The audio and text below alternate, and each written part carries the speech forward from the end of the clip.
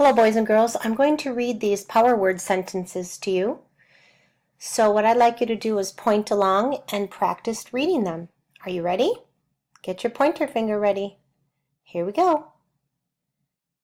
I see a. And then right here you could make up your own word, right? Like I see a unicorn, or I see a pony. And then you would use your stretchy snake to write that word there, wouldn't you? Here's the next sentence. I see the. I see the. Then you would write a word there. This is my, and you'd write a word here. Let's read it again. This is my.